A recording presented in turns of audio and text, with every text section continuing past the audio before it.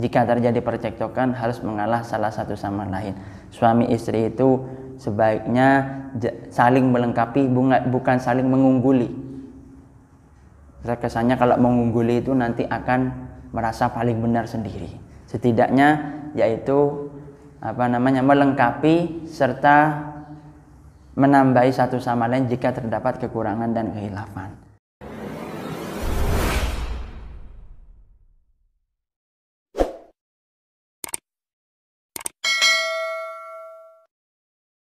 Assalamualaikum warahmatullahi wabarakatuh. Alhamdulillahirabbil alamin. Wassalatu wassalamu ala asyrafil anbiya'i wal mursalin wa ala alihi wa sahbihi ajmain, amma ba'du.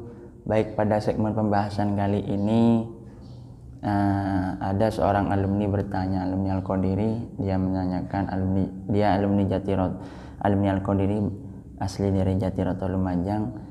Dia menanyakan kepada saya, Gus, tolong penjelasan mengenai dan pengertian talak 1, 2, 3 itu.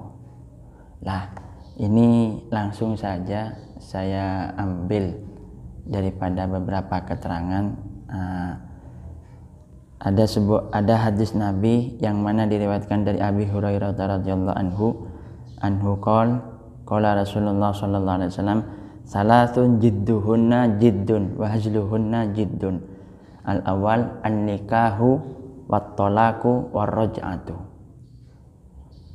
Yang diriwayatkan dari sahabat Abu Hurairah, ada tiga perkara, yang mana 3 perkara itu jika dilaksanakan dengan senda gurau maka akan terjadi dengan sungguh.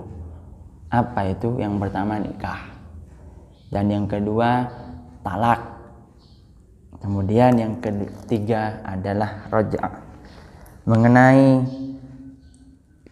talak sendiri itu adalah perceraian atau terlepasnya, atau kalau dalam bahasa Fathul Qorib dan Fathul Mu'innya halul akdi, terlepasnya ikatan perkawinan antara suami istri. Baik karena ungkapan talak sang suami, ungkapan tak disadarinya, maupun karena gugatan sang istri melalui meja pengadilan. Meski talak, ada hadis Kanjeng Nabi, saya dapat dari Fathul Mu'in kalau tidak salah. Juga di sini dikatakan abghadul halali ilallahi at-talak. Ada perkara yang Allah murkai tapi perkara tersebut halal. Apa itu? Itu adalah talak. Talak itu ada bermacam-macam, tapi saya mengambil intinya agar tidak membingungkan kita, hanya terutama bagi kaum sang suami harus berhati-hati. Itu. Meski talak merupakan perkara yang diperbolehkan dalam syariat, tapi selama perkawinan masih bisa dipertahankan, seharusnya ia dihindari. Karena tak sedikit dampak negatif dari talak itu akan menyebabkan bukan hanya si istri dan suami, tapi broken home kepada anak. Itu akibat perceraian bagi keluarga, anak maupun masyarakat secara umum. Hanya saja jika mahligai rumah tangga sudah tidak bisa dipertahankan, jalan damai antara suami dan istri, keduanya sudah mengalami kebuntuan, kemudian kerugian keduanya, salah satunya diperkirakan akan lebih besar, maka jalan terakhir adalah perceraian atau talak. Sebab ia memiliki beberapa tingkatan. Layaknya sebuah akad, talak juga memiliki sejumlah syarat dan ketentuan, itu sehingga ia menjadi sah atau jatuh kendali tanpa didasari orang yang menjatuhkannya. Para ulama fikih memilih syarat dan ketentuan talak ini dari 3 aspek. Pertama, dari aspek yang menjatuhkan, yaitu suami. Kedua, dari aspek yang ditalak, yakni istri. Ketiga, dari aspek ungkapan atau redaksi talaknya. Itu kalau talak itu tidak bisa dari istri, tapi berarti yang menjatuhkan talak itu suami. Kemudian kalau istri itu biasanya khulu atau nusus, pencopotan. Kalau khulu, kalau nusus ini penolakan. Pertama, yang menjatuhkan talak adalah suami yang sah, baligh, berakal sehat dan menjatuhkan talak atas kemauannya sendiri, tidak ikroh, tidak dipaksa. Artinya tidak sah seorang laki-laki yang menalak perempuan yang belum dinikahinya. Misalnya, bahkan di Fathul Qorib ini ada, di situ dikatakan bahwa di sini dikatakan bahwa talak tersebut, atau di hadis juga ada di Bulughul Maram ini juga ada la tolako, tidak ada tolak bagi anak kecil atau perempuan yang belum dinikahi.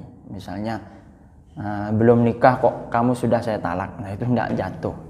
Misalnya belum dinikahi, syarat talak itu kan harus dalam jenjang pernikahan. Demikian pula anak kecil dan orang yang hilang kesadaran akalnya, sakron, gila istilahnya, seperti karena tidur, sakit, tunagrahita dan mabuk. Hanya saja menurut beberapa Syekh Syairozi dalam kitab Al-Muhadzab, fa amma man la yaqulu fa innahu lam yaqul bisababi ya'diru fi kannaimi wal majnuni wal maridi wa man syaraba dawali tadawa fazalla aqluhu aw ukrihu ala syurbil khamri hatta sakara lam yaqa talaqu li annahu nasso fil khabari ala naimi wal majnuni wa qasna alaihim al baqin wa illam yaqil fi sababi la ya'diru fihi kaman syaribal khamri li ghairi udrin fasaqara aw syariba dawa'in li ghairi hajatin fazalla aqlu wal mansus fi sakran annahu yasihu talaq.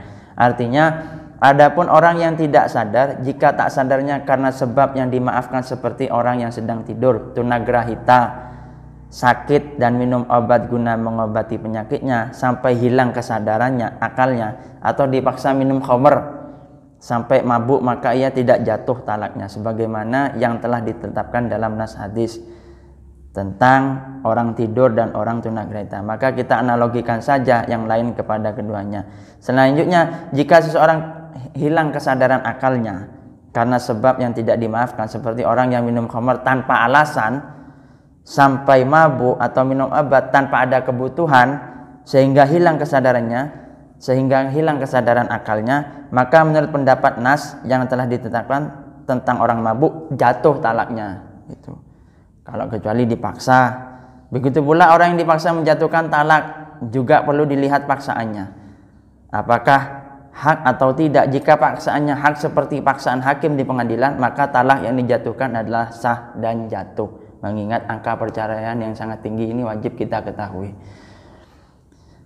Sama halnya dengan keputusan cerai yang telah diputuskan oleh hakim pengadilan. Selanjutnya ada beberapa ulama yang merinci kriteria paksaan tersebut. Pihak yang memaksa lebih kuat dari yang dipaksa sehingga tak bisa ditolak seperti hakim tadi.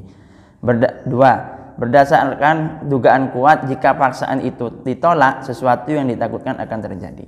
Tiga, paksaan akan diikuti dengan sesuatu yang lebih membahayakan seperti pemukulan, pembunuhan si suami kepada istri atau si istri kepada suami.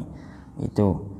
Kemudian maka dalam kondisi demikian ungkapan jelas seseorang yang menjatuhkan talak dianggap sebagai ungkapan sindiran. Ada yang talak soreh itu tidak membutuhkan terhadap tidak membutuhkan terhadap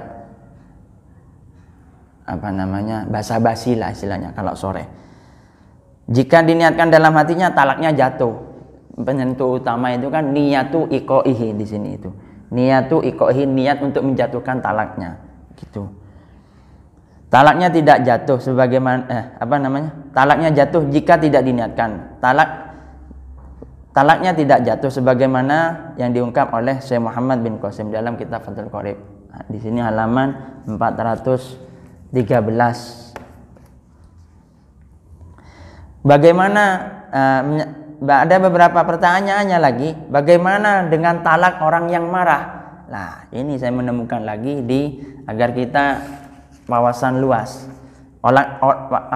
Orang yang marah lah kan, percekcokan di rumah tangga itu pasti ada lah namanya. Cuman jangan sampai jika Anda mencintai sungguh kepada istri Anda, jangan sampai terjatuh talak tersebut. Jangan sampai mudah-mudah mentalak. Dan perbedaan talak raj'i dan ba'in itu beda tipis. Kalau talak raj'i ini misalnya mengeluarkan satu kali talakan, nah itu dihitung talak raj'i. Harus menunggu masa iddah dulu. Kemudian setelah itu cara memperbaruinya bagaimana? Dengan tajdidun nikah, memperbarui nikah, akad nikah, memperbarui akad nikah. Kemudian harus menghabiskan masa iddah dulu, itu. Begitupun talak yang kedua, talak raj'i. Itu boleh kembali lagi. Tapi ketika sudah 2 kali, dapat beberapa setelah masa iddah, kemudian nikah lagi, kemudian dapat beberapa tahun ditalak lagi, itu sudah talak bain. Talak bain itu sudah 3 kali. Untuk kembali lagi, si suami itu harus menunggu muhallil, istri yang ditalaknya itu harus menunggu sampai masa iddah. Setelah itu dinikah oleh orang lain. Ketika sudah dinikah oleh orang lain, kemudian setelah diceraikan oleh orang lain, kemudian nunggu masa iddah, lalu boleh dinikah lagi. Itu kalau sudah talak bain 3 kali. Bagaimana dengan talaknya orang yang marah, misalnya kesembronoannya? Wattafaku ala wuku italaqi al-ghadbani fa in da'a zawalus su'urihi bil ghadabi. Artinya para ulama sepakat akan jatuhnya talak orang yang sedang marah meskipun ia mengaku hilang kesadaran akibat kemarahannya. Ini di Fathul Mu'in. Kemudian istri yang ditolak harus dalam keadaan suci dan tidak dicampuri, yang kemudian talaknya dikenal dengan talak sunnah, dalam arti talak yang diperbolehkan. Sedangkan istri yang ditalak dalam keadaan haid atau dalam keadaan suci setelah dicampuri dikenal dengan talak bid'ah, dalam arti talak yang diharamkan. Kemudian jenis talak ini berlaku bagi istri yang masih haid, sedangkan bagi istri yang tidak haid seperti istri yang belum haid, istri yang sedang hamil, istri yang sudah menopause, sudah tidak haid lagi, atau istri yang ditalak khulu dan belum dicampur tidak berlaku. Salah satu hikmah keharusan talak dijatuhkan saat istri sedang suci agar ia langsung menjalani masa iddah, sehingga masa iddahnya menjadi lebih singkat. Masa iddah itu kan 3 bulan 10 hari, itu 100 hari lah, 110 atau 120. Berbeda halnya jika talak dijatuhkan saat istri sedang haid, meskipun tetap sah, maka masa iddahnya menjadi lebih lama karena haid tersebut dihitung sejak dimulainya masa suci dari haid itu. Demikian pula jika istri ditalak dalam masa suci setelah dicampuri, maka kemungkinan untuk hamil akan terbuka. Jika itu terjadi, maka masa mengandung hingga melahirkan akan menjadi masa iddahnya. Tambah lama lagi, ibaratnya 1 tahun. Redaksi talak, ini kita masuk ke redaksi talak. Redaksi talak yang dipergunakan bisa berupa ungkapan jelas, soreh, tidak butuh ada talak yang berupa soreh, jelas, ada yang kinayah, sindiran. Maksud ungkapan jelas di sini tidak ada makna lain selain makna talak, sehingga meskipun seorang memiliki niat untuk menjatuhkan talak dalam hati, jika yang dipergunakan adalah ungkapan soreh, maka talaknya jatuh. Contoh, saya talak kamu, itu, atau saya ceraikan kamu, itu kan soreh lafadznya sudah, gitu. Atau saya lepaskan kamu. Berbeda halnya dengan ungkapan kinayah. Kinayah ini sindiran. Sebagaimana diketahui, ungkapan kinayah mungkin bermakna talak, mungkin pula bermakna lain, gitu. Sehingga talaknya akan jatuh manakala ada niat dari hatinya suami itu.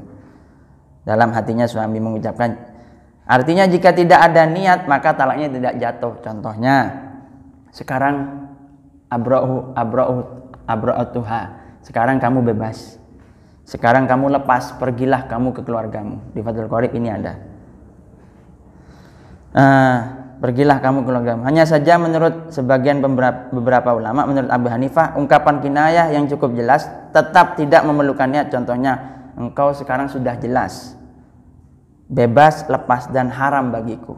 Nah, maka pergilah dan pulanglah ke keluargamu. Pendapat ini juga didukung oleh Imam Malik, mazhab Malik. Kalau Syafi'i, pokoknya yang penentunya, kalau mazhab Syafi'i yang kita itu pokoknya penentunya niat, gitu loh. Makanya hati-hati dalam berumah tangga. Hati-hati terhadap 3 perkara yang disebutkan tadi. Dalam keadaan semua ungkapan kinayah menentukan status niat. Sejalan dengan ungkapan kinayah adalah ungkapan soreh yang dilontarkan oleh seseorang yang dipaksa, maka jatuh dan tidaknya talak kembali kepada niat dalam hatinya. Jika bersamaan dengan ungkapan itu ada niat, maka jatuhlah talaknya. Begitu pula sebaliknya. Talak juga jatuh dengan ungkapan taklek. Taklek ini menggantungkan, seperti ungkapan seorang suami kepada istrinya, in dakhalta fiddari fa anta tolikun misalnya. Jika kamu masuk rumah itu maka kamu tertalak. Nah, itu kan menggunakan taklek gitu. Jika istrinya benar-benar masuk ke rumah tersebut maka jatuhlah talaknya, sudah jatuh talaknya. Kemudian talak juga jatuh dengan ucapan senda gurau atau main-main selama disengaja mengucapkan, sekalipun tak sengaja maknanya tetap jatuh. Ini di I'anatut Thalibin. Jadi keterangan yang singkat itu semoga bisa tambah memahami kepada kita dan agar kita tidak bermain-main khususnya bagi orang yang berumah tangga, karena mengingat angka perceraian itu sangat tinggi. Setidaknya jika terjadi percekcokan harus mengalah salah satu sama lain. Suami istri itu sebaiknya saling melengkapi, bukan saling mengungguli. Kesannya kalau mengungguli itu nanti akan merasa paling benar sendiri. Setidaknya yaitu melengkapi serta menambahi satu sama lain jika terdapat kekurangan dan kehilafan. Mungkin kiranya keterangan tadi saya ambil dari beberapa dua kitab, Fathul Qorib dan Fathul Mu'in dan hadis Bulughul Maram ini. Kiranya itu saja yang saya sampaikan, kurang lebihnya saya mohon maaf. Allahumma fiqh ila aqwamit thoriq. Wassalamualaikum warahmatullahi wabarakatuh.